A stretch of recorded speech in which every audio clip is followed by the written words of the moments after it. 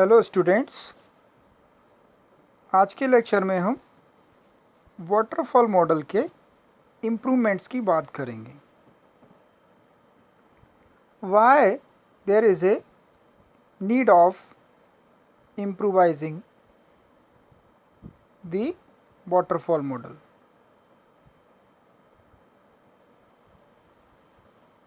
तो बेसिकली हमने पिछले लेक्चर में वाटरफॉल मॉडल को जाना था, जहाँ पर हमने देखा था कि वाटरफॉल मॉडल के अंदर एक सीक्वेंशियल प्रोसेस होता है, जिसमें कि हम स्टेप बाय स्टेप अपने फेजेस को कंप्लीट करते हैं। देन हम एंड में जो भी हमारा आउटकम आता है उसको देख पाते हैं। तो यहाँ पर जो सीक्वेंशियल फेज़ होता है, तो इसके अंदर जब एक फ़ेज़ कंप्लीट होता है तो जो नेक्स्ट फेज़ है, तो पहले फेज़ का जो आउटपुट है वो नेक्स्ट फेज़ के लिए यूज़ होता है। अब बेसिकली जो बेसिक मॉडल था उसमें दिक्कत ये थी कि एक बार अगर एक फ़ेज़ का आउटपुट दूसरे फेज़ के लिए चला गया, देन हम अगर वापस रिवर्स करना चाहें तो वो नहीं हो पाता था। मीन्स अगर उसमें कुछ इम्प्रूवमेंट कर पाएँ तो वो नहीं हो पाता था।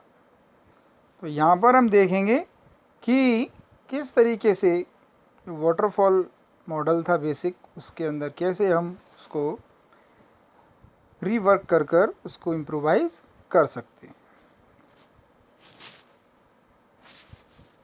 अब शुरुआती दौर में तो हमने देखा था कि जो एक बेसिक मॉडल होता है वाटरफॉल मॉडल का, तो उसमें एनालिसिस और कोडिंग होती है। एनालिसिस और कोडिंग मीन्स यहाँ पर जस्ट आप किसी भी सिचुएशन को एनालाइज करते हैं, देन उसका हम कोड क्रिएट करते हैं। अब ये वाली अगर बात करें, ये दो स्टेप इसमें दिख रही हैं। अब इन दो स्टेप की अगर देखें तो ये स्मॉल स्केल प्रोग्राम्स के लिए तो ठीक है, लेकिन अगर हम लार्ज स्केल प्रोग्राम्स या लार्ज स्केल सॉफ्टवेयर डेवलपमेंट की बात करते हैं तो वहाँ पर ये प्रोसेस फ्रूटफुल नहीं है। तो इसके लिए हम क्या करें कि कुछ जो एक्स्ट्रा स्टेप्स हैं या एक्स्ट्रा जो ओवरहेड्स हैं हमारे, like system requirement definition, software requirement definition, program design, testing, etcetera. These steps supplement the analysis and coding steps. Means ये उसमें मदद करती हैं। और मैंने बताया है कि ये ओवरऑल एक बिग प्रोजेक्ट या बिग सॉफ्टवेयर डेवलपमेंट के लिए काम करती हैं।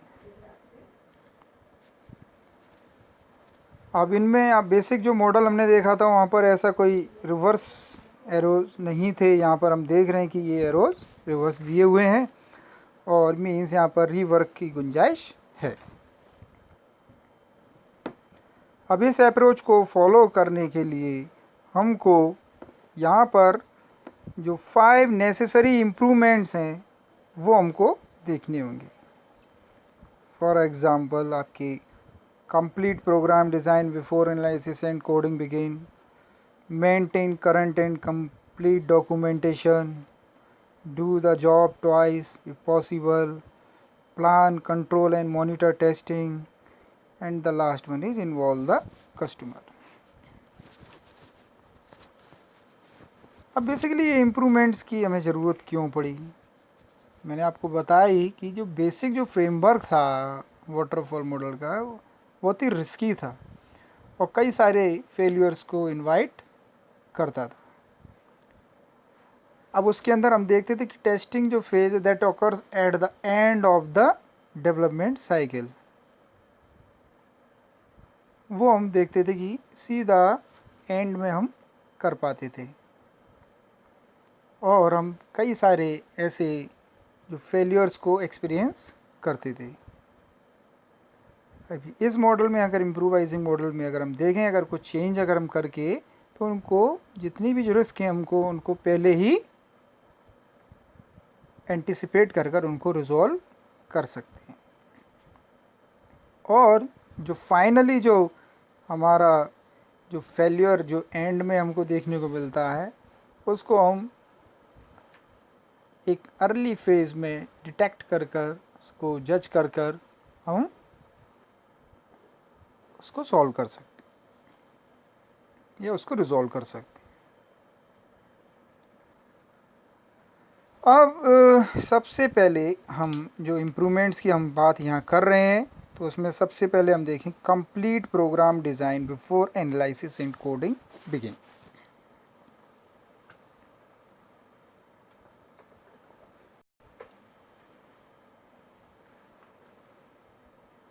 तो यहाँ पर सबसे पहले हम देखें ये कुछ यहाँ पर कुछ जो प्रॉस एंड कॉन्स हमने यहाँ पे दिए हुए हैं वाटरफॉल मॉडल के।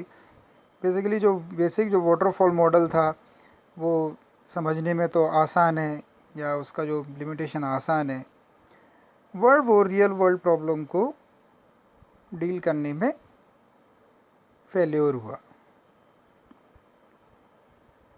Easiest to instrument means execution के लिए वो आसान है, but there is too much documentation and there are some other factors.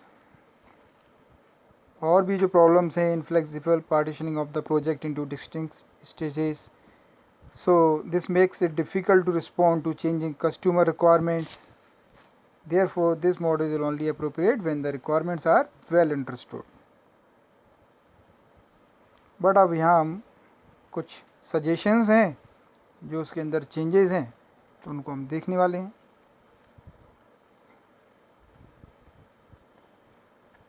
अब सबसे पहले हम देखें तो program design comes first. So what is the mean of program design comes first?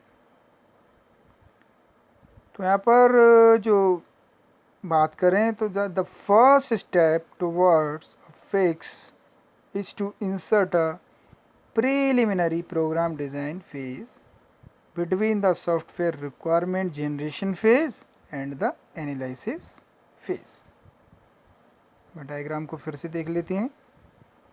मैंने यहाँ बोला sorry, the first step towards a fix is to insert a preliminary program design phase between the software requirement generation phase and the analysis phase.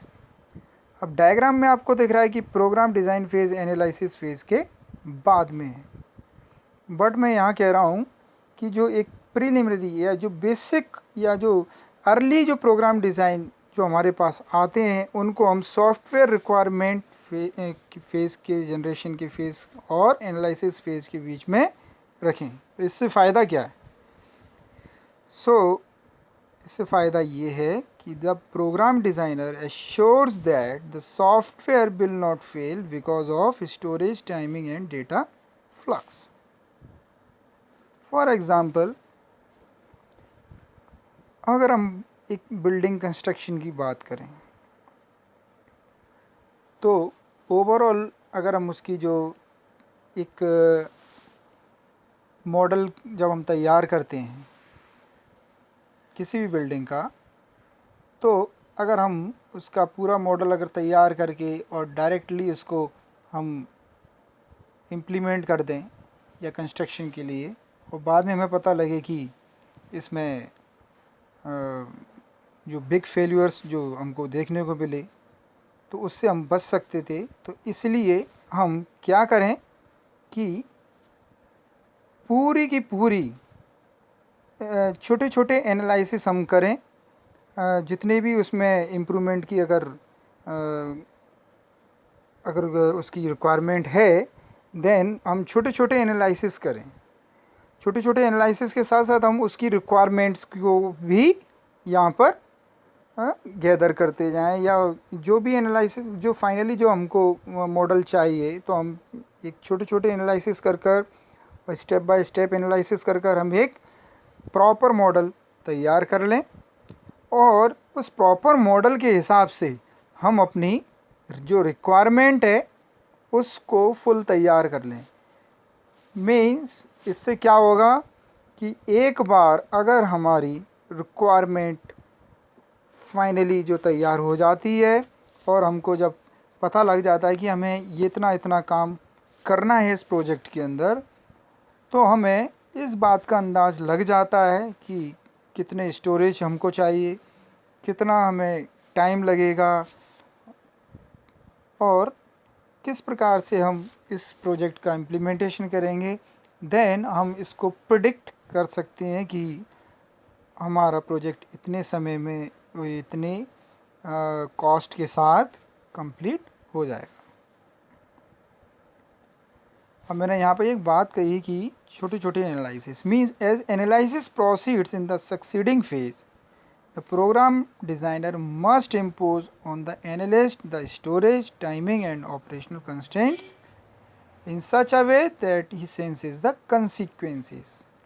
Means यहाँ पर जो important process है programme design को software requirement phase और analysis के बीच में रखने की, वो सिर्फ़ और सिर्फ इस बात को ध्यान में रखते हुए की गई है कि जितने भी जो कंसिक्वेंसेस हमारे सामने आते हैं वो सारे कंसिक्वेंसेस को गैदर कर कर हम एक फाइनल रिक्वायरमेंट को तैयार करें।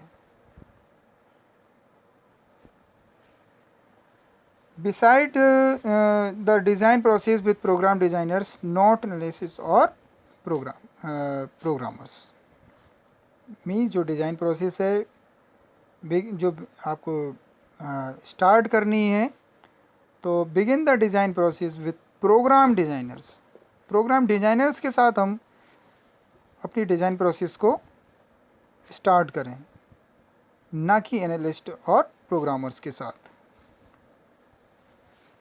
मीन्स प्रोग्रामर डिज़ाइनर का यहाँ पर बहुत बड़ा रोल है, या कहेंगे बहुत ही की रोल है।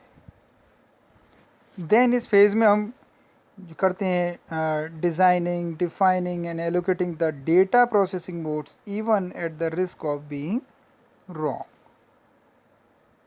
So allocate processing functions, design the database, allocate execution time, define interfaces and processing modes with the operating systems. That describes the input and output processing and define preliminary operating processes. कहने का मतलब ये कि आपके पास जब एक बार final जो architecture या फाइनल जो मॉडल आपके पास प्रिपेयर हो जाता है, देन आप जो इनपुट आउटपुट प्रोसेसिंग रिक्वायरमेंट्स ये सारी और जितने भी ऑपरेटिंग प्रोसीजर्स हैं वो आप फिक्स कर सकते। Then write an overview document that is understandable, informative and current so that every worker on the project can gain on element understanding of the system. Means अगर जब ये पूरा फुल प्रिपरेशन आपका अगर होता है, देन आप उस प्रोजेक्ट पर काम चालू कर सकते हैं, और क्योंकि आपके पास एक जो फुल जो बेसिक अंडरस्टैंडिंग है वो आपके पास यहाँ पर होती है। देन हम यहाँ पर बात करें सेकंड जो फेज़ है हमारा या second point, document the design. So why document the design? So here is the amount of documentation required on most software programs is quite a lot. Certainly much more than most programmers, analysts or program designers are willing to do if left to their own devices. Why we need so much documentation? अब यहाँ पर documentation की बात को बहुत impose किया जा रहा है। जो हम बात करें तो जो की पॉइंट्स हैं वो मैं आपको बता दूं। पहला पॉइंट तो ये है कि each designer must communicate with interfacing designers, managers and possibly customers. यहाँ पर जो डिज़ाइनर है वो टाइम टू टाइम कम्युनिकेट करेगा जितने भी इंटरफेस डिज़ाइनर्स हैं, मैनेजर्स हैं और आपके पॉसिबली जो कस्टमर्स हैं उनके साथ उनका कम्युनिकेशन रहेगा कि किस तरह की आपको इंटरफेसिंग चाहिए। तो यहाँ पर इस चीज़ का भी हम ध्यान रखते हैं। मीन्स आपके अगर बात करें तो during early phases the documentation is the design. ये सेकंड पॉइंट जो है इसमें, जो अर्ली फेजेस हमारे होते हैं वहाँ पर हमारे पास प्रॉपर अगर बात करें तो हम कोड तो हमारे पास होता नहीं है उस समय प्रोजेक्ट का, तो हम वहाँ पर जो डॉक्यूमेंटेशन है उसी को ही डिज़ाइन मान लेते हैं। ये भी एक की पॉइंट है इधर। Sorry. Third, the real monetary value of documentation is to support later modification by a separate test team and a separate maintenance team and operations personnel who are not software literate. अब ये documentation basically value कहाँ gain करता है? Value जैसे जैसे software आगे बढ़ता है या उसका डेवलपमेंट आगे बढ़ता है तो जो उसमें लेटर मॉडिफिकेशंस हमको देखने को मिलते हैं टेस्ट टीम द्वारा, सेपरेट मेंटेनेंस टीम द्वारा एंड जो भी जितने भी ऑपरेशन पर्सनल्स हैं, तो वो जितना भी इसमें अपना इनपुट देंगे तो वो यहाँ पर हमको ऐड करना चाहिए। सो यहाँ पर बात की गई each designer must communicate with various stakeholders of the projects, interface designers, managers, customer testers or developers.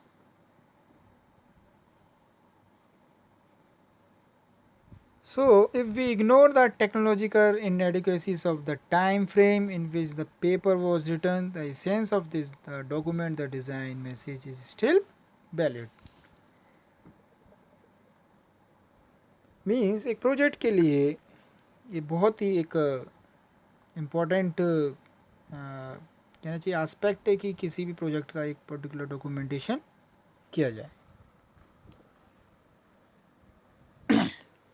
Then हम बात करें third point, do it twice.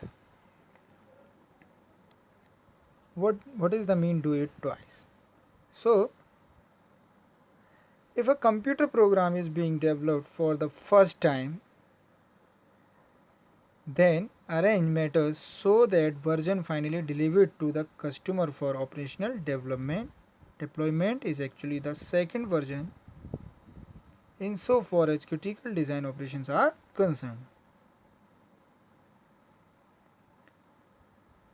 Means in the first version the team must have a special broad competence where they can quickly sense trouble spots in the design, model them, model alternatives, forget the straightforward aspects of the design they are not worth studying at the early point, and finally arrive at an error-free program.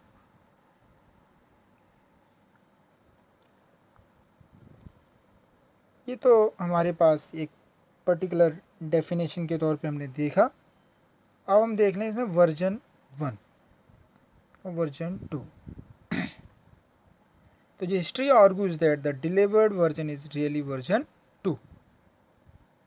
Version 1, what is version 1? Version 1 major problems and alternatives are addressed. The big cookies such as communication, interfacing, data modeling, platforms, operational constraints and other constraints. So plan to throw first version away sometimes. And the version 2 is the refinement of the version 1 where the major requirements are implemented. So the version 2 address the shortcomings that occurred in the version 1. अगर मैं modern trend की बात करूं तो ये do it twice नहीं होता, do it N times होता है। आज की अगर हम सिनेरियो की बात करें तो ये होता है do it N times. means generalizing this practice as I do later results in do in n times in the modern day iterative development of the projects.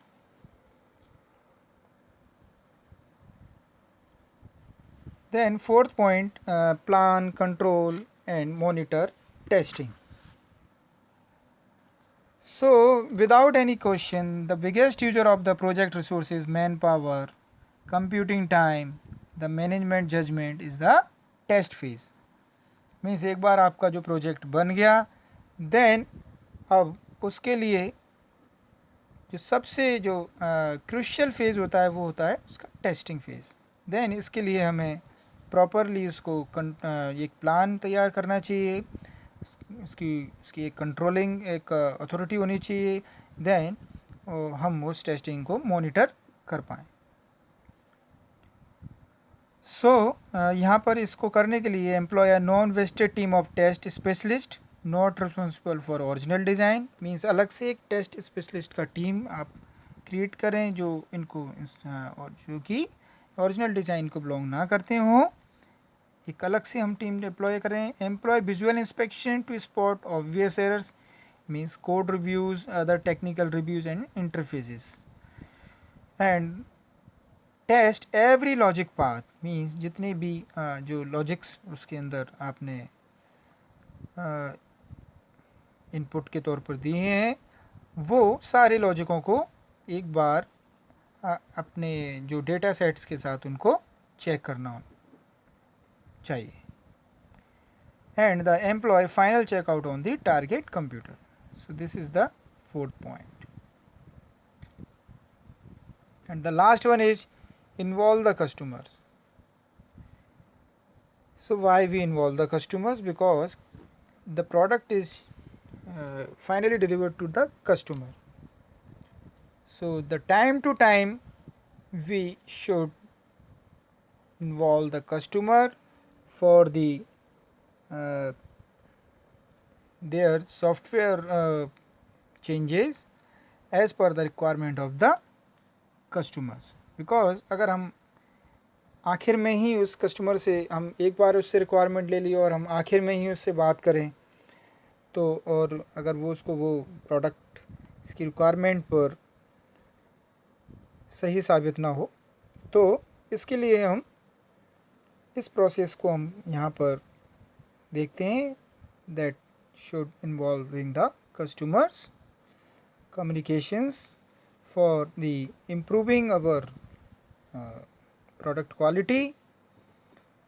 So the old advice क्या कहती थी? involve customer in requirement definition, preliminary software review, preliminary program design, ये हम कहते थे. Now involving customer and all stakeholders is critical to overall project success.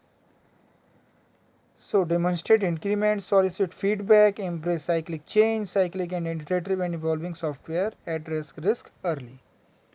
Means वहाँ पर जो बेसिक मॉडल था हमने देखा था कि वहाँ पर एक बार रिक्वायरमेंट को आप ले लेते थे, देन फाइनल आप कस्टमर को प्रोडक्ट देते थे.